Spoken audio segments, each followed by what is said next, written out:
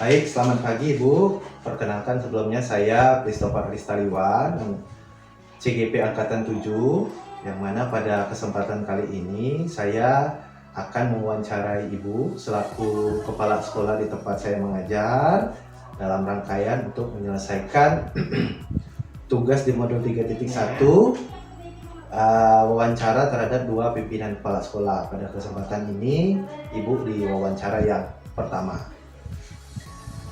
Sebelum kita memulai wawancara pada pagi hari ini, Ibu bagaimana keadaannya, sehat? Alhamdulillah Sehat ya. sehat. Nah, walaupun dalam keadaan puasa masih bersemangat, masih siap membantu saya untuk menyelesaikan rangkaian pendidikan ini. Akan dibantu. Nah, sebagaimana yang sudah saya sampaikan di awal, Ibu ada beberapa rangkaian pertanyaan untuk menyelesaikan wawancara ini. Untuk mempersingkat waktu bisa kita mulai Bu ya, langsung ya? Bisa, Bu, silakan. oke, Ibu.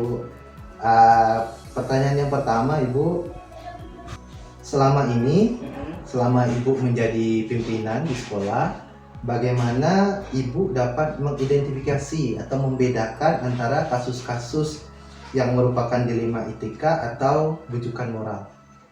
Ya, kita lihat melalui permasalahan yang ada, di mana kalau itu menyangkut masalah etika, sikap, maka kita akan mengidentifikasikan ke dalam masalah etika. Tetapi itu yang berhubungan dengan moral, yaitu prinsip, maka itu kita bisa masukkan ke dalam golongan permasalahan etika, permasalahan bujukan moral. Ya. Nah, dari hasil identifikasi Ibu tadi, boleh tidak Ibu sedikit bercerita pengalaman yang Ibu alami selama menjadi pimpinan? Cerita tentang kasus dilema etika. Saya sudah menjabat menjadi kepala sekolah kurang lebih hampir 15 tahun ya di 2 sekolah. Banyak permasalahan-permasalahan yang timbul dalam permasalahan etika. Yang pertama-tama di mana di dalam sekolah kami itu ada kebijakan untuk penentuan kenaikan dan kelulusan, di mana di situ dinyatakan bahwa ketidakhadiran siswa itu tidak boleh melebihi dari 30 hari dalam setahun. Nah, namun dalam kenyataannya beberapa anak itu memiliki ketidakhadiran yang banyak, melebihi dari 30. Yang pertama-tama yang kami lihat adalah bentuk dari ketidakhadiran itu apa penyebabnya. Nah, jadi ada satu anak yang kurang lebih hampir 3 bulan tidak bisa masuk ke sekolah karena sakit. Tetapi anak tersebut berperilakuan baik, kemudian dia juga anak yang berprestasi. Nah, namun kami tidak ingin membatasi haknya untuk mendapat pendidikan, ya. Dia berhak untuk naik ke kelas yang berikutnya dengan pertimbangan nilai-nilainya cukup. Sedangkan dia hampir kurang lebih 85 hari tidak bisa masuk ke sekolah selama 1 tahun. Nah, anak tersebut prestasinya dari nilai rapor, nilai ulangannya itu rata-rata melebihi KKM. Maka kami bermusyawarah kepada para dewan guru dan anak ini bisa dinyatakan naik kelas dengan catatan anak tersebut harus dapat menyampaikan surat keterangan dokter.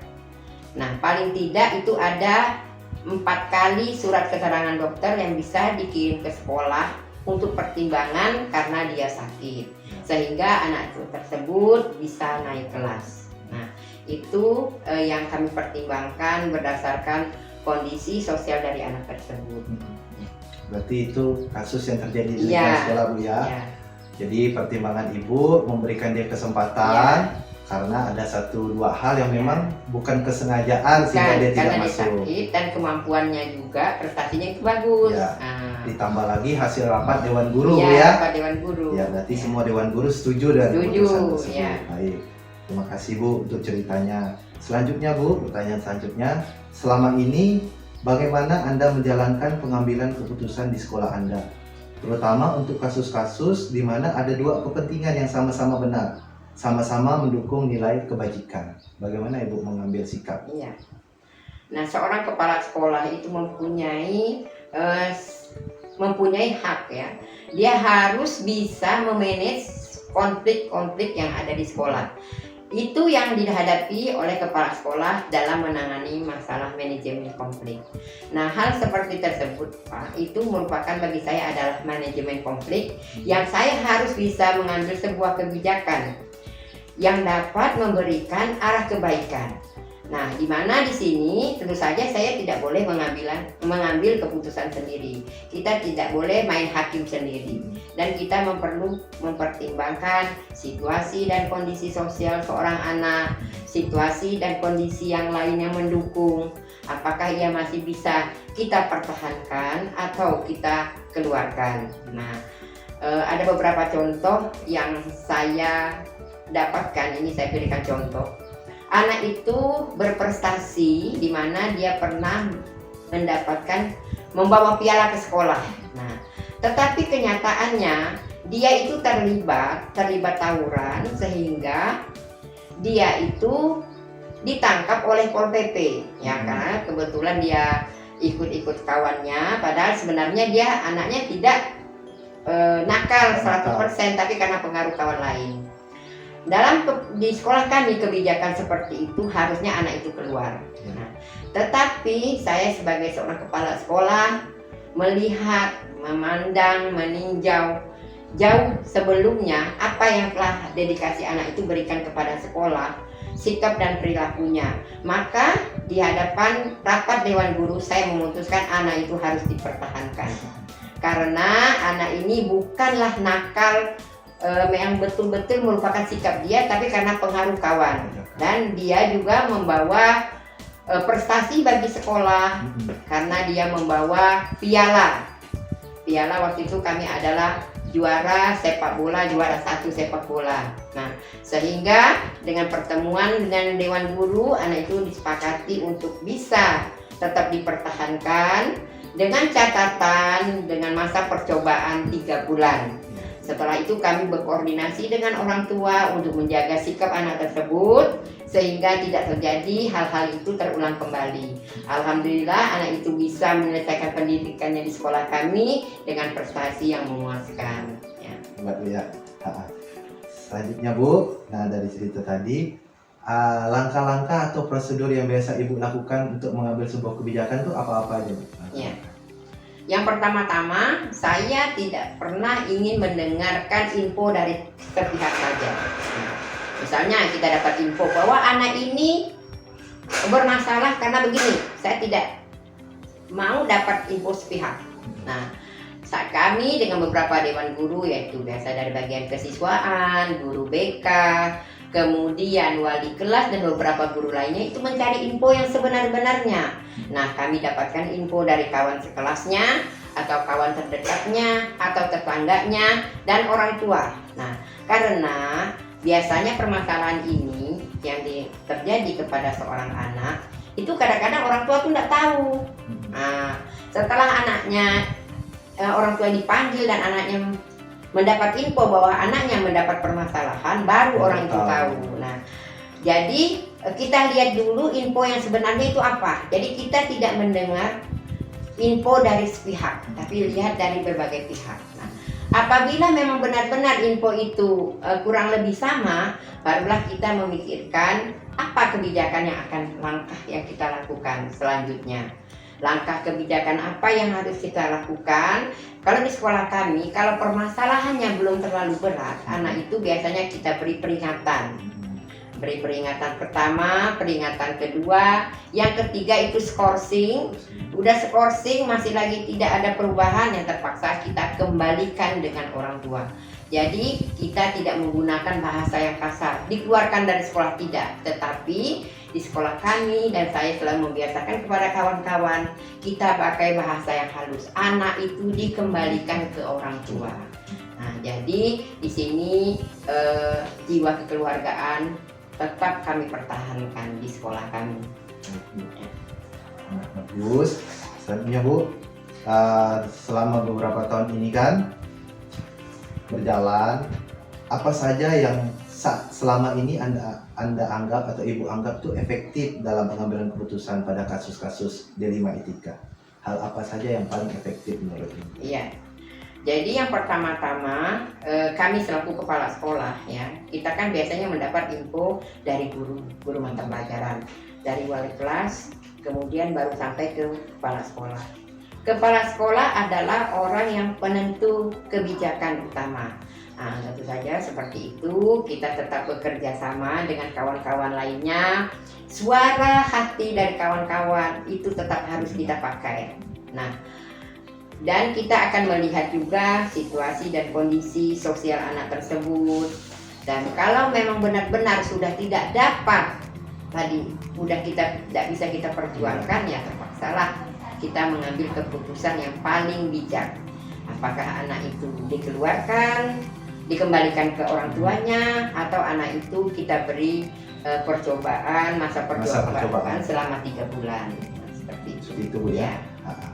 Pastikan selama ini Ibu memimpin, dalam setiap kebijakan yang Ibu buat pasti ada tantangan Bu ya. Nah, tantangan apa saja yang pernah Ibu alami dalam proses pembuatan kebijakan atau keputusan? Ya. Tantangan yang pertama yang selalu saya rasakan, pertama, kami sekolah mempunyai tata tertib, kami mempunyai peraturan, misalnya bahwa anak yang tidak masuk selama 30 hari tanpa berita itu tidak naik kelas atau tidak lulus. Nah, tetapi dalam kenyataannya, kalau kita berpegang teguh kepada peraturan, itu tidak bisa kita laksanakan secara otomatis ya, karena kita juga harus memikirkan hal-hal lainnya.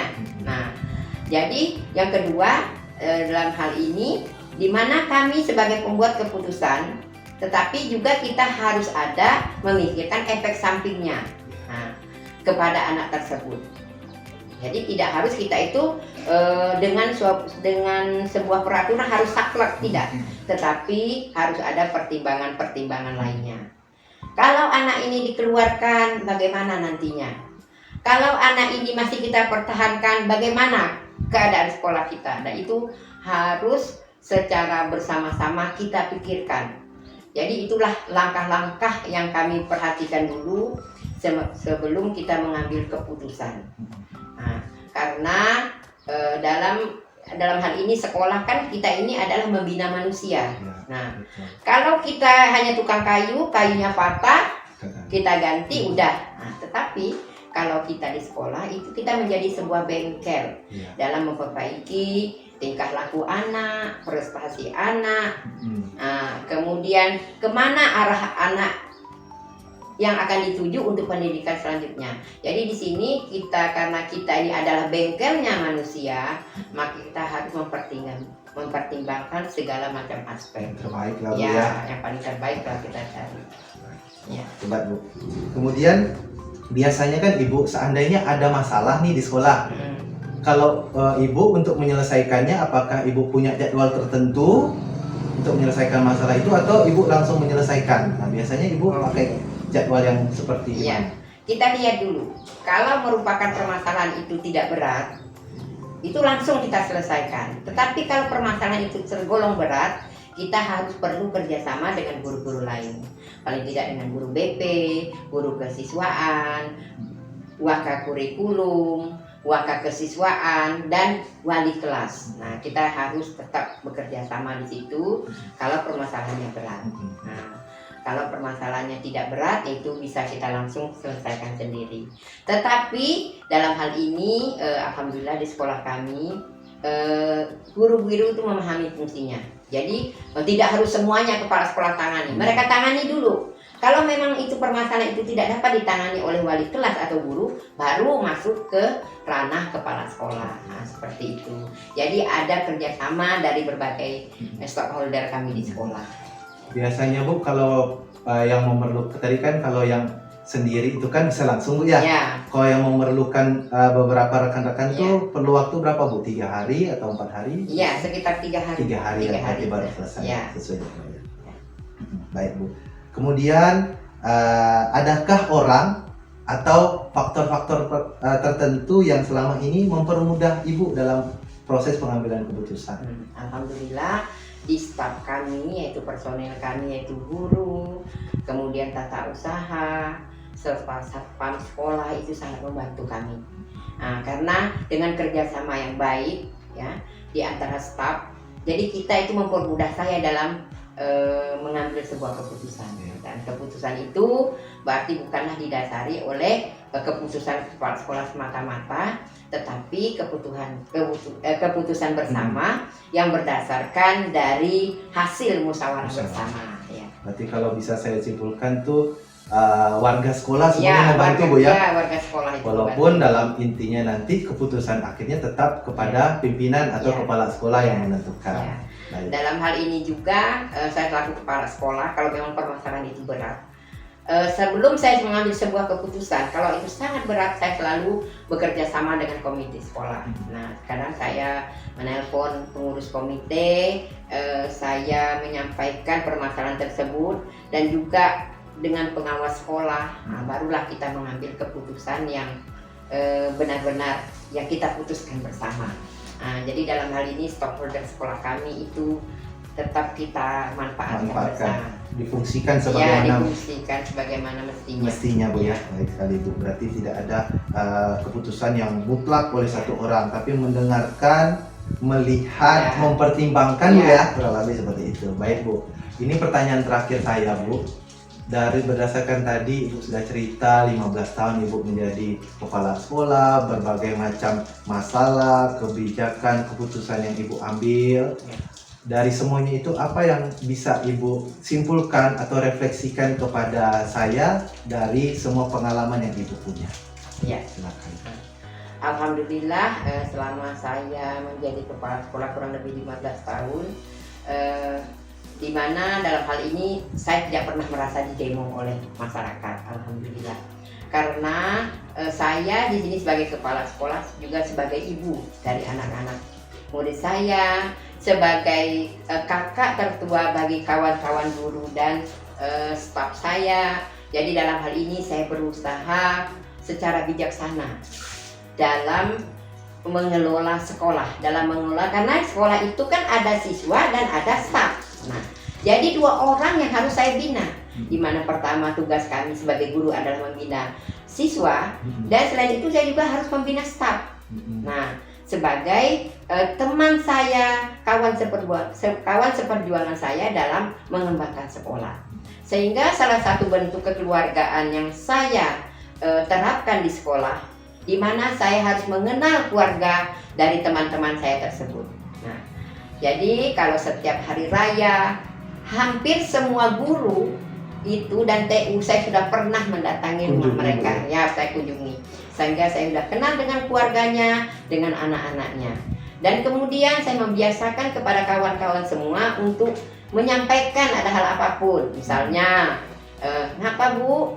Kami pulang kampung, ibu saya sakit apa? Nanti kabar kami saya bertanya, gimana kabar ibunya? Udah ada baik. Nah, begitu juga misalnya anak-anaknya.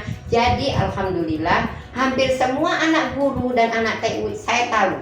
Nah, karena dalam hal ini sebagai seorang pimpinan, saya tidak merasa melakukan saya seorang bos, tidak. Tapi saya adalah pemimpin, di mana dalam ini kekeluargaan yang kami utamakan di dalam sekolah kami.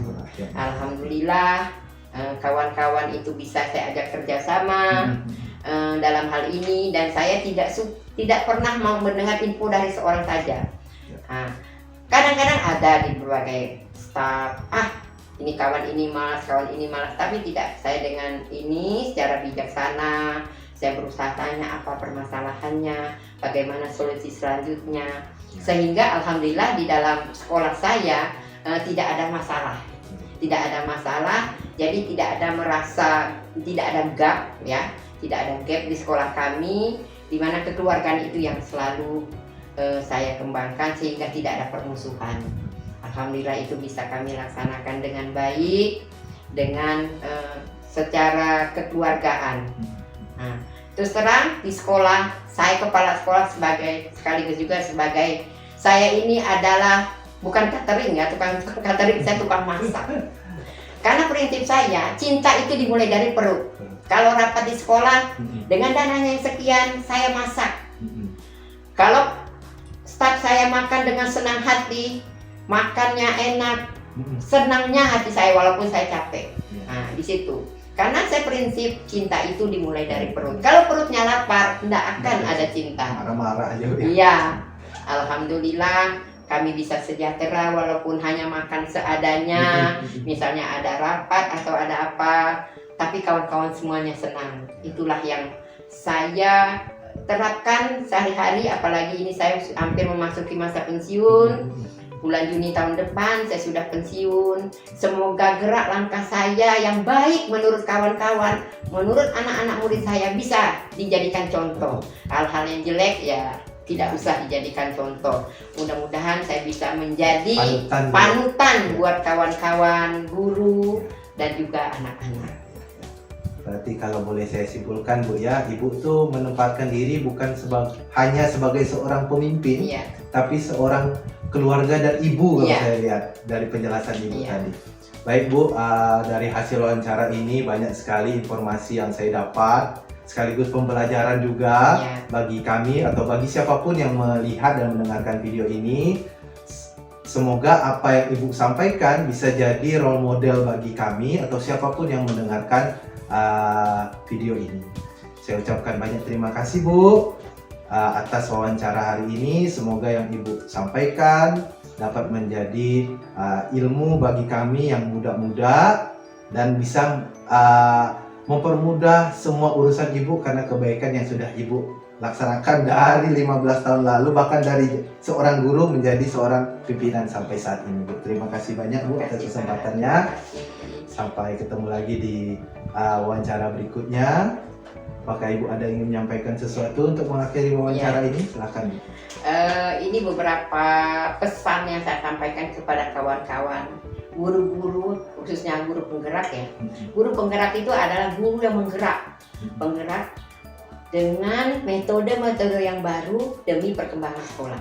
Mereka nanti adalah calon-calon kepala sekolah. Maka untuk itu saya menyampaikan pesan, jadilah seorang guru. Guru itu digugu dan ditiru. Guru itu adalah guru yang ditinjukan oleh siswanya, guru yang dicintai oleh kawan-kawannya, dan guru yang dicintai oleh murid-muridnya. Dalam hal ini kita sebagai guru, kerja kita adalah berdedikasi. Kita bukan untuk mencari kekayaan, tetapi kita mencari pahala dan kebaikan yang kelak nantinya menjadi amal buat kita di masa yang akan datang. Itu dari kami. Selamat bekerja kepada para guru penggerak. Jadilah guru penggerak di hati setiap murid, di hati setiap kawan-kawan guru lainnya, sehingga sekolah yang digerakkan nanti menjadi sekolah yang maju dan berkembang. Terima kasih Bu. Terima kasih Pak.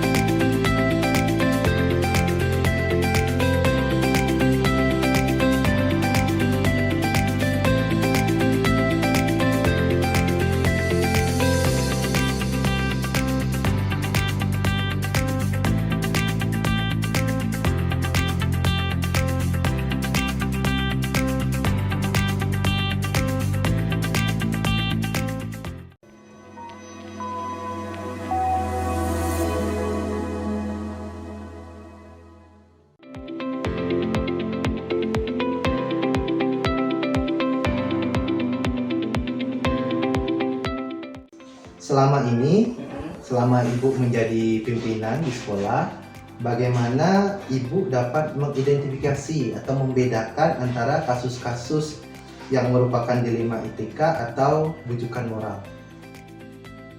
Setelah saya membaca 2 contoh kasus yang diberikan oleh si penanya, maka saya bisa menyimpulkan bahwa secara umum dilema estetika atau yang lebih dikenal benar melawan benar adalah situasi yang terjadi ketika seseorang harus memilih antara 2 pilihan di mana kedua pilihan secara moral benar tetapi bertentangan. Sedangkan bujukan moral adalah benar dan salah, yaitu situasi yang terjadi ketika seseorang harus mampu membuat keputusan antara benar dan yang salah. Dari hasil identifikasi Ibu tadi, boleh tidak Ibu sedikit bercerita pengalaman yang Ibu alami selama menjadi pimpinan? Cerita tentang kasus dilema etika. Di sini saya bercerita sedikit tentang kasus dilema etika yang pernah saya alami di sekolah saya di SMP Negeri 6 Putu Sibau. Yang mana sekolah kami pada tahun kemarin itu ada 2 orang anak yang bermasalah, yang malas datang ke sekolah dalam proses KBM biasa di semester genap.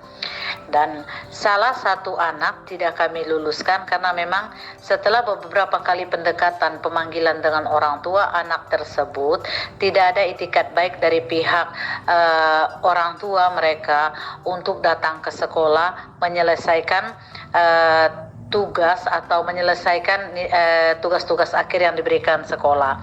Sementara yang satunya dengan beberapa pendekatan kami bisa menghubungi orang tua dan orang tua langsung meminta pihak sekolah untuk memberikan dispensasi dengan anak tersebut akan mengerjakan apa-apa saja yang tugas-tugas belum dibuat pada saat ujian teori maupun ujian praktek, sehingga anak tersebut bisa kita luluskan, tetapi dengan suatu catatan bahwa untuk kedepannya ini akan lebih kami pertegas lagi kepada orang tua bahwa akan kami sosialisasikan lagi kepada orang tua. Selama ini bagaimana Anda menjalankan pengambilan keputusan di sekolah Anda? Terutama untuk kasus-kasus di mana ada 2 kepentingan yang sama-sama benar, sama-sama mendukung nilai kebajikan. Bagaimana Ibu mengambil sikap? Ya, untuk kasus dilema etika, saya akan mempertimbangkan kedua hal-hal yang sama-sama benar. Tersebut menyangkut apakah kepentingan perorangan atau orang banyak, mengandung nilai-nilai kebenaran dan rasa adil atau belas kasihan, atau berdampak untuk saat ini atau untuk seterusnya. Selain itu, di dalam mengambil keputusan, saya melakukan 2 tindakan. Yang pertama, untuk kasus yang ringan. Untuk kasus yang ringan, misalnya saya akan mengamati terlebih dahulu dan menyandingkan dengan peraturan sekolah dan mengambil keputusan yang sekiranya paling mendekati peraturan sekolah yang telah disepakati bersama. Karena sebelum membuat aturan sudah dipikirkan sebaik mungkin dan selalu berpikir pada kebenaran dan mengakomodasi kepentingan banyak orang. Sedangkan untuk kasus yang berat, saya akan menganalisis kasus tersebut, menanyakan pihak-pihak yang terkait yang terlibat di dalamnya mengenai kebenaran kasusnya, dan kemudian mengambil keputusan yang sekiranya tidak merugikan pihak sekolah. Langkah-langkah atau prosedur yang biasa Ibu lakukan untuk mengambil sebuah kebijakan itu apa-apa aja? Langkah-langkah yang pertama yaitu suara hati dan nalar harus sejalan untuk memiliki kebenaran yang paling kecil dan yang besar manfaatnya, dengan mempertimbangkan kepentingan peserta didik jika kasus itu berhubungan dengan peserta didik. 2. Dalam memberikan keputusan, bermusyawarah dengan para wakil kepala sekolah.